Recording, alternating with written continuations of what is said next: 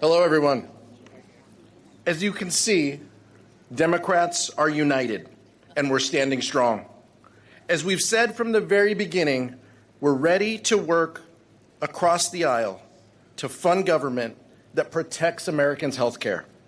Unfortunately, Donald Trump has other plans for Republicans.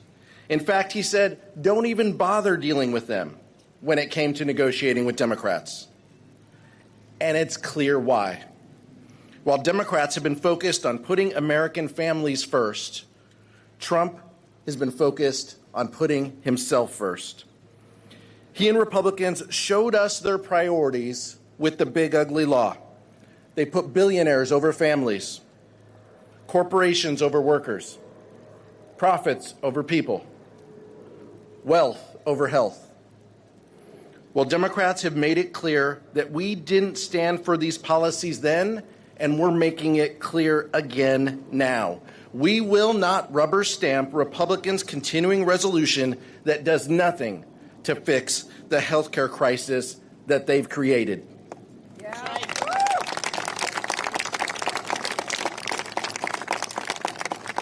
If congressional Republicans fail to act, premiums will skyrocket 90% next year for over 20 million Americans who rely on the Affordable Care Act credits, and over 4 million Americans who will lose health care coverage. Let's put this in real terms. Children won't be able to get their medication. Seniors won't be able to see their doctor. Your neighbors will still get sick, and they'll all be out of luck if House Republicans have their way. That's why, once again, we're going to call for our Republican colleagues to join us in doing the right thing. Work with us for the good of our country and for the good of our people. Thank you. And I'll turn it over to the Democratic whip, Catherine Clark. Thank you so much, Mr. Chairman. It is good to be with all of my colleagues here today. We are living in very difficult times. The air around our politics is crackling with potential violence. The lionization of hatred has opened deep wounds. And most importantly, the American dream is out of reach for many. The top 1% controls more wealth than our nation's entire middle class. While households in this country, most households, 60%, cannot afford the basics.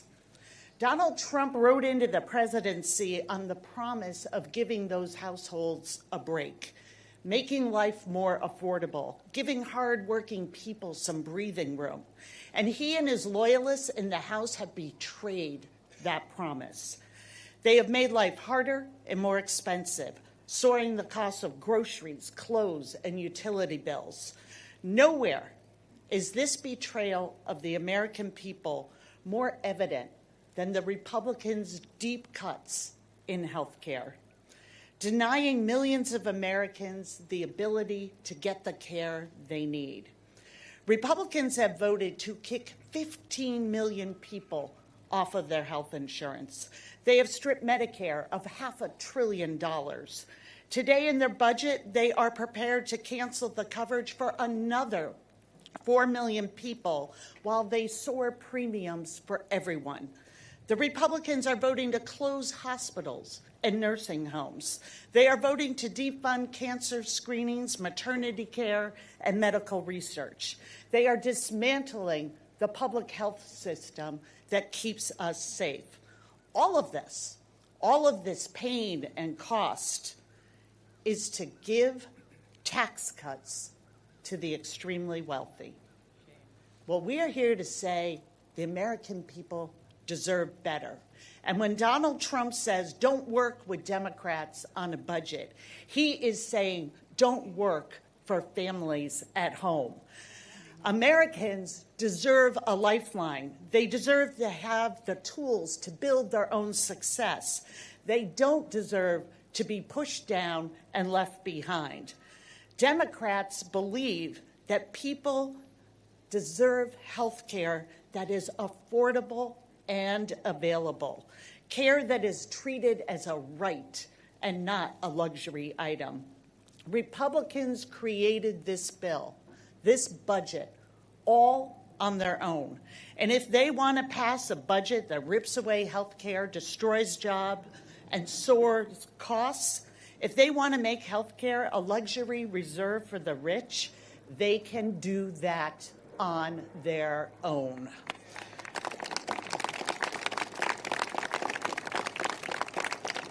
Democrats will be voting for the American people. We will be voting for people like Claire Sachs and Rico Winston. Claire, who has joined us, is a small business owner who's here with us today to talk about that she's a hardworking entrepreneur and she depends on the ACA to get by. We are voting today for the American people and for Claire. And Claire, thank you for coming and sharing your story. The mic is yours.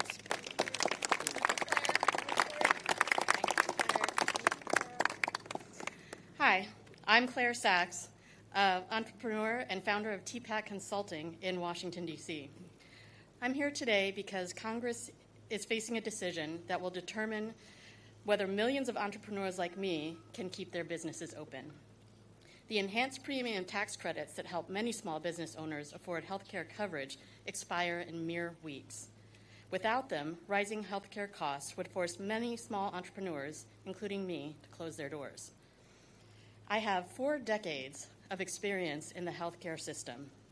In 1983, B-strep spinal meningitis triggered type 1 diabetes, which resulted in a cascade of 15 additional diagnoses. 16 is pending. Here's my reality. I literally can't live without affordable health care. I use an insulin pump that without coverage would cost $7,500, and the insulin that goes in it runs about $330 a vial, and I need 36 vials a year. Altogether, my health care costs without coverage would be about $30,000. That's a whole 50% of my annual living expenses. Before the Affordable Care Act passed, I was job locked. I only worked for companies that could afford my health insurance. Starting my own business wasn't even a twinkle back then, because had I approached an individual policy provider, they would have laughed me out of the room. Fortunately, the passage of the ACA changed the rules around pre-existing conditions. That was a good thing because in 2020, I was laid off due to COVID. But I was able to launch my business because the ACA enhanced premium tax credits made it possible to get affordable health coverage on my own. Today, those credits are the only reason I can afford both my business and my health. And I am not alone. According to a Small Business for America's Future survey, 55% of businesses have owners, employees, and or families who rely on premium tax credits. But those credits expire at the end of the year.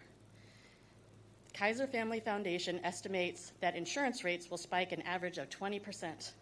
For many small businesses operating on slim margins, a 20% healthcare increase is mathematically impossible to absorb and will force a lot of hard choices. I would likely have to close my doors and get a job that offers insurance benefits. Small business owners are facing economic pressure from a lot of corners this year, from tariffs to inflation to a tax code that favors our larger corporate competitors. A dramatic rise in the cost of health insurance could be the nail in the coffin for many of us. 30 million small businesses employ half of America's workforce. We are the backbone of America's economy, providing jobs and economic activity in every community across this country. These credits are an investment in our entrepreneurship that pays off many times over. When you price entrepreneurs out of healthcare, you risk taking millions of productive members of society out of our economy. We need our leaders to take action. Extend the enhanced premium tax credits now. Small businesses built this economy, and while managing our health conditions, we deserve health care that doesn't bankrupt us for needing medicine. Thank you. And now I'm going to pass it to Rico Winston. Thank you. Good morning. Good morning, everyone. My name is Rico Winston. I'm the proud father of an amazing young man who's created and designed by God perfectly, and he has a diagnosis on the autism spectrum. His name is Israel. I am concerned about how America and the world will look at him, what inequality and racial divides will be awaiting him due to the color of his skin and the fact that he has a disability. Medicaid is not a luxury, it is a difference between security and fear. No parent should ever have to choose between putting food on the table or taking their child to the doctor. Also, no family should ever lose medical coverage. It is peace of mind.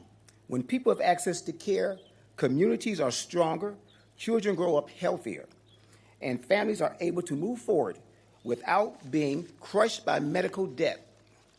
Strength and empowerment ripples outward when our communities thrive. States and our nation thrive. The positive impact is undeniable. At the heart of this is a simple truth. Every single person deserves the dignity of care, regardless of income, circumstance, or zip codes. Thank you. Health care is not just policy, it is humanity. Invest in Israel and all Americans, providing Medicaid, which is essential for the development and growth and the future of America. Thank you.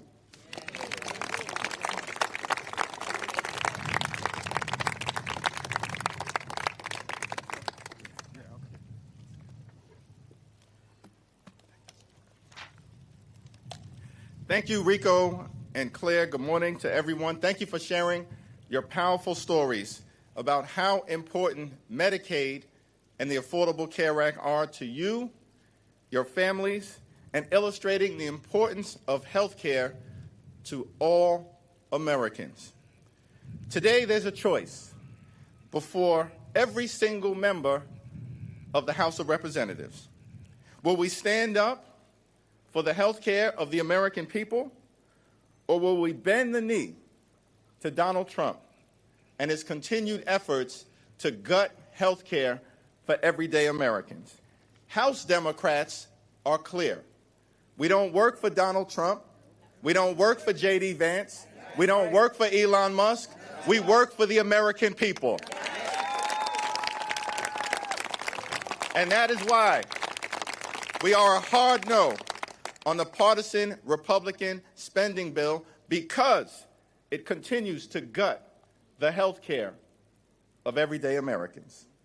Now, House Democrats are willing to work with anyone, anywhere, at any time in order to make life better for the American people and lower the high cost of living. The partisan Republican spending bill fails that test. It will actually make life more expensive, make health care more expensive for the American people. Donald Trump and the Republican Party have launched an all-out assault on health care in America. Republicans have slashed Medicaid with the largest cut in history. Republicans are dramatically raising premiums, copays, and deductibles for tens of millions of Americans. Republicans are forcing hospitals, nursing homes, and community-based health clinics to close all across the country, including in rural America. Republicans have set in motion a $536 billion cut to Medicare. And Republicans are cutting off funds for medical research, even for children with cancer. It's unacceptable, unconscionable, un-American, and Democrats are not going to stand for it at all. At all.